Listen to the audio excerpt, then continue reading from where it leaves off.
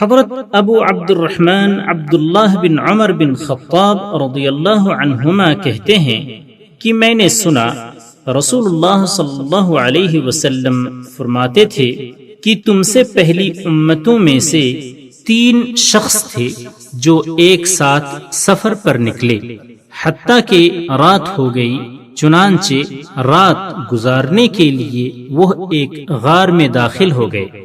تھوڑی ہی دیر کے بعد پہاڑ سے ایک بڑا سا پتھر لڑھک کر نیچے آیا جس نے غار کے دہانے کو بند کر دیا۔ یہ دیکھ کر انہوں نے آپس میں مشورہ کیا۔ ان کی سمجھ میں یہی بات آئی کہ اس ابتلا سے نجات کی یہی صورت ہے کہ تم اپنے اعمال صالحہ کے واسطے سے اللہ سے دعا کرو۔ چنانچہ انہوں نے اپنے اپنے عمل کے حوالے سے دعائیں کی۔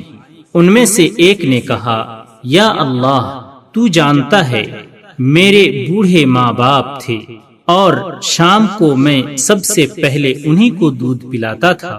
ان سے پہلے میں اہل و عیال کو اور خادم و غلام کو نہیں پلاتا تھا۔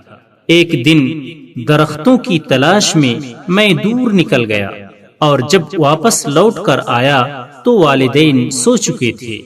میں نے شام کا دودھ دوہا اور ان کی خدمت میں لے کر حاضر ہوا تو دیکھا کہ وہ سوئے ہوئے ہیں۔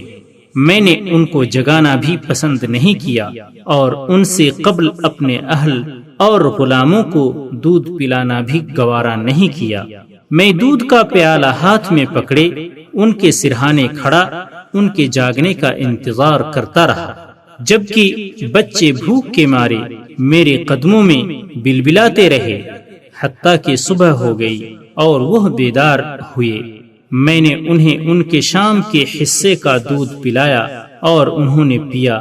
یا اللہ، اگر یہ کام میں نے صرف تیری رضا کے لیے کیا تھا تو ہم اس چٹان کی وجہ سے جس مصیبت میں پھنس گئے ہیں اس سے ہمیں نجات عطا فرما دے۔ اس دعا کے نتیجے میں وہ چٹان تھوڑی سی سرک گئی، لیکن ابھی اس سے باہر نکلنا ممکن نہیں تھا۔ دوسرے شخص نے دعا کی، یا اللہ، میری چچا زاد بہن تھی جو مجھے سب سے زیادہ محبوب تھی۔ دوسری روایت کے الفاظ یہ ہیں کہ میں اس سے اتنی شدید محبت کرتا تھا جتنی کی زیادہ سے زیادہ محبت مردوں کو عورتوں سے ہو سکتی ہے۔ بس میں نے ایک مرتبہ اس سے اپنی نفسانی خواہش پوری کرنے کا ارادہ کیا، لیکن وہ آمادہ نہیں ہوئی اور اس نے انکار کر دیا، حتیٰ کہ ایک وقت آیا کہ قحط سالی نے اسے میرے پاس آنے پر مجبور کر دیا۔ میں نے اسے اس شرط پر 120 دینار دیے کہ وہ میرے ساتھ خلوت اختیار کرے۔ چنانچہ وہ آمادہ ہو گئی۔ جب میں اس پر قادر ہو گیا اور وہ میرے قابو میں آ گئی، دوسری روایت کے الفاظ ہیں، جب میں اپنی نفسانی خواہش پوری کرنے کے لیے اس کی دونوں ٹانگوں کے درمیان بیٹھ گیا تو اس نے کہا، اللہ سے ڈر اور اس مہر کو۔ تو اس نے کہا، اللہ سے ڈر اور اس مہر کو ناحق مت توڑ۔ اس کے ان الفاظ نے یا اللہ تیرا خوف مجھ پر طاری کر دیا اور میں اس سے دور ہو گیا، اسے چھوڑ دیا، حالانکہ وہ لوگوں میں سب سے زیادہ مجھے پیاری تھی، اور میں نے سونے کے وہ دینار بھی چھوڑ دیے جو میں نے اسے دیے تھے۔ یا اللہ، اگر میں نے یہ کام تیری رضا کے لیے کیا تھا تو یہ نازل شدہ مصیبت ہم سے دور فرما دے۔ چنانچہ وہ چٹان کچھ اور سرک گئی، لیکن باہر نکلنے کا راستہ اب بھی نہیں بنا۔ تیسرے نے دعا کی، یا اللہ، میں نے کچھ مزدوروں کو اجرت پر رکھا تھا، سب کو میں نے ان کی اجرت عطا کر دی، صرف ایک مزدور اپنی مزدوری لیے بغیر چلا گیا تھا۔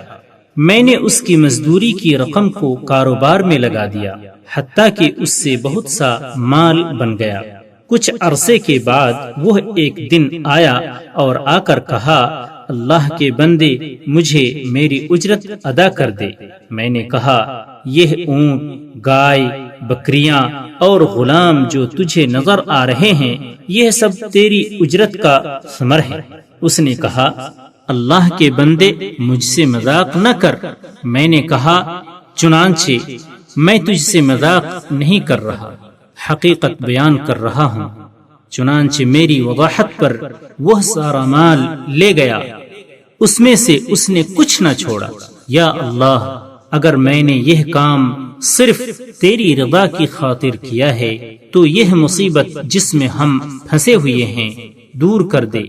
پس وہ چٹان بالکل سرک گئی اور غار کا منہ کھل گیا اور سب باہر نکل آئے۔ بخاری و مسلم۔ سبسکرائب کیجئے ہمارے چینل اور دبائیے بیل کا آئیکن تاکہ آپ کو ریگولر نوٹیفیکیشن اپڈیٹس مل سکے۔